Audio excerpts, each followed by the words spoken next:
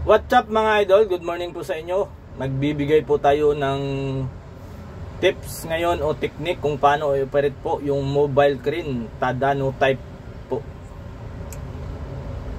Para po ito sa mga hindi operator na gustong magkaroon ng idea kung paano po namin ino-operate ang mobile crane.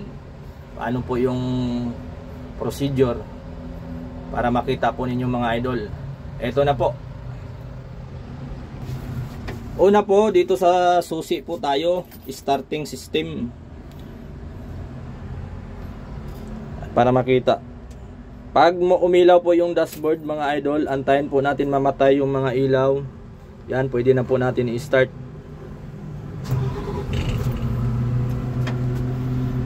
Ayan, kung naka-start na po mga idol, ang susunod po nating bubuhayin ay yung computer niya. Ito po yung LMI niya, computer. Dito po natin makikita ang lahat ng monitor ng crane. Nandyan po lahat yung boom, sukat ng boom, radius, boom length, at saka boom angle. Nakikita po lahat dyan sa computer mga idol.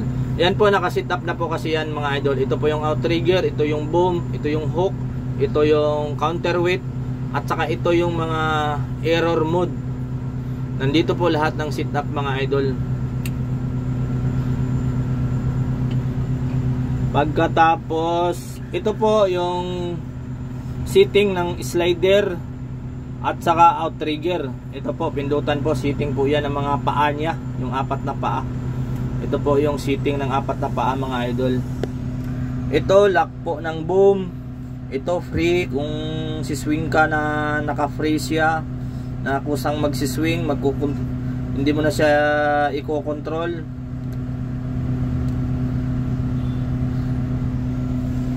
Ito po hazard.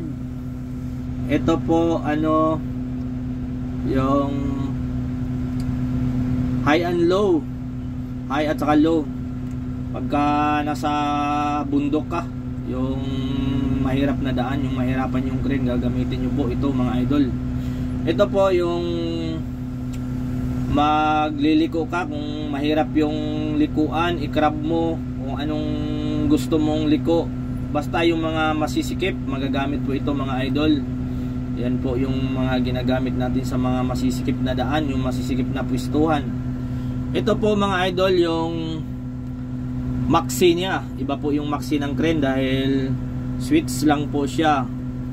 Hindi po siya katulad ng maxi ng truck. Ito po yung power window po mga idol. At dito naman sa baba, ito yung extend ng boom, at saka retract ang pababa. Ito naman boom up, boom down po, boom down. Oo. At saka ito accelerator po yan mga idol. Ito po brake. At saka dito po sa driving side nya, may matic po tayo na reverse at saka drive, neutral.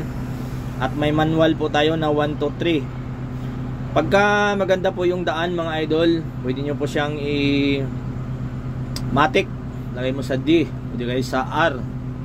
Basta mga maayos lang yung daan. Pero pagka mahirap yung daan, paangat, nagta-travel po kayo, gamitan nyo po ng manual 1, 2, 3.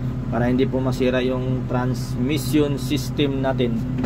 Ito mga idol, ito po yung sa operational, sa trabaho na po. Ito yung mga joystick nya. Ito po boom, makalagay po, may sign po siya boom. O, boom up, boom down. Yan, boom up, boom down po yan mga idol. Ito po yung sa main hook, yung sa malaking sa malaking hook. Kung gagamit po kayo ng main hook, ito po ang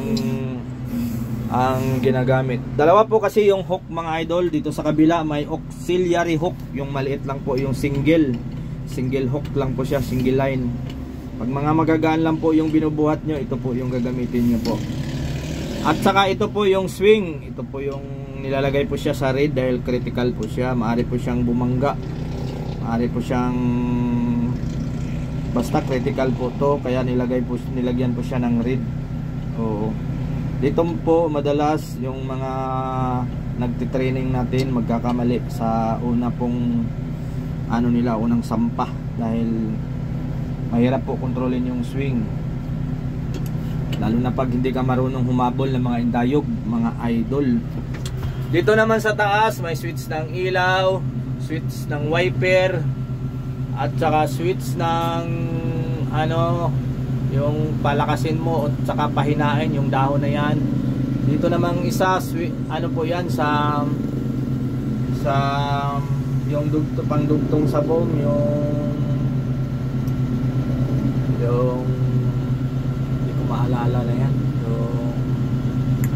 basta yung pandugtong sa boom mga idol yan.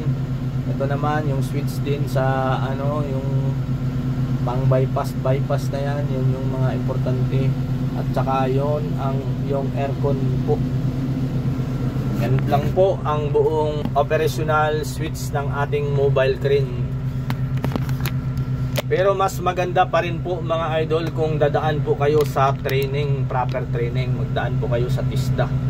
Kasi madalas po yung mga operator natin sit-in lang po ang natutunan nila.